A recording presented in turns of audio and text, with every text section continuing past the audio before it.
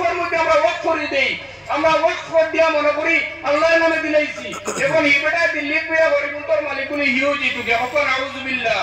আমরা রাজি আছি ওয়াকফ বিলের সর্ব অবস্থায় আমাদের সম্পূর্ণ সাহস তাহাবদি, আমাদের শেষ সাহস তাহাবদি এই ওয়াকফ বিলের আমরা বিরোধিতা করব ইনশাআল্লাহ।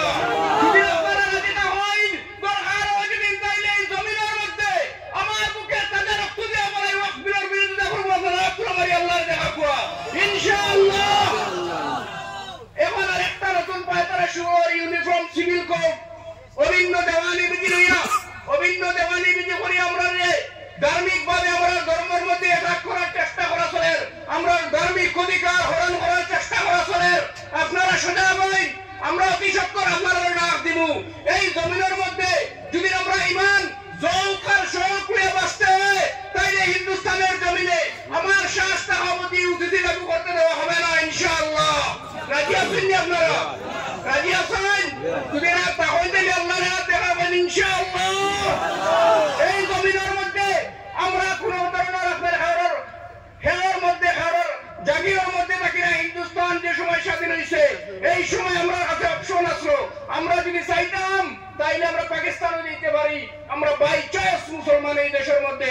আমি আমার জান, আমার মান, আমার ইজ্জত, আমার আবরু, আমার গরম এই দেশের মধ্যে বাঁচার আমার অধিকার সংবিধানে দিছে।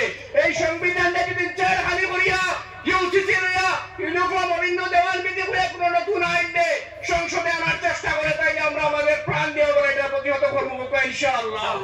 সেই জমিনের মধ্যে আপনারা ইমানের বলে বলিয়া রয়েছেন সাহাবাহাল এই জমিনে আবার আপনারা কুরবানির তলব করেন। যদি আপনারা কুরবানি দিতে প্রস্তুত না হন তাইলে ভবিষ্যৎ প্রজন্ম ইনশাআল্লাহ আপনারা আমরা কারণে ক্ষমা করতে হয়। যদি ভবিষ্যৎ প্রজন্মের কাছে মুখ উঠা করিয়া খবর দিতে হয় তাইলে আপনারা আপনারা জান দেয় তন রে মন রে ইজ্জত রে পরম রে সব ফিকরে আল্লাহ সুবহানাহু ওয়া তাআলার রাস্তার কাছে আপনারা সমর্পণ করুক। আপনারা রাজি আছেন? ইনশাআল্লাহ রাজি। আমরা এই জমিনের মধ্যে এই হিন্দুস্তানের জমিনের মধ্যে বা ইজ্জত শাহরি হিসাবে আছি বা ইজ্জত হিসাবে থাকবো। কোন ধরনের এই নেই আমরা এই জায়গাতে লড়াইতে পারতাম নাই। আর আপনারা খাইলিবা খাইলি বুড়াইবা আপনারা বাজি ভেট লাগাইয়া এটা মূল্যায়িত বুঝিন না, মূল্যায়িত বুঝিন নাকি আন্দু বাচ্চা গেছে গা তারা আমার তারা বইবা। আমরা এই সমস্ত আন্দু বুঝাই বুঝাই মেয়াসা বলতে মসজিদ নিয়ে বন করে তৈরি হই, মেয়াসা বলতে মসজিদ বন করে তৈরি হই না তারা সমাজ সমিতি লেগেছে। যেদিন পরে সমাজ করে মেয়াসা বল মসজিদের আর খানকার মধ্যে সীমাবদ্ধ হয়ে গেছিল ফিতনা হয়ে গেছে গিয়া। এখন আবার সময় হয়ে গেছে গিয়া এই নেতৃত্ব এই জাতির নেতৃত্ব নেওয়ার লাগে মেয়াসা বহাল আলী বহাল ওয়ালি বহাল বুজুর্গ বহাল আবার নেতৃত্ব নেওয়ার লাগে প্রস্তুত আছেন ইনশাআল্লাহ। আমরা আপনারা সময় সাপেক্ষে ডাক দিব, আপনারা ভাইবুন ইনশাআল্লাহ। ইনশাআল্লাহ আপনারা দেশবাপরে পাইতাম এই জমিনের মধ্যে আল্লাহর দিন আল্লাহর হাবিবের দিনকে প্রতিষ্ঠিত করবার লাগে আমরা ইনশাআল্লাহ আপনারা ডাক দিব।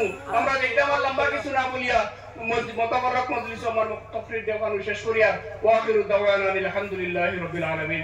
আসসালামু আলাইকুম।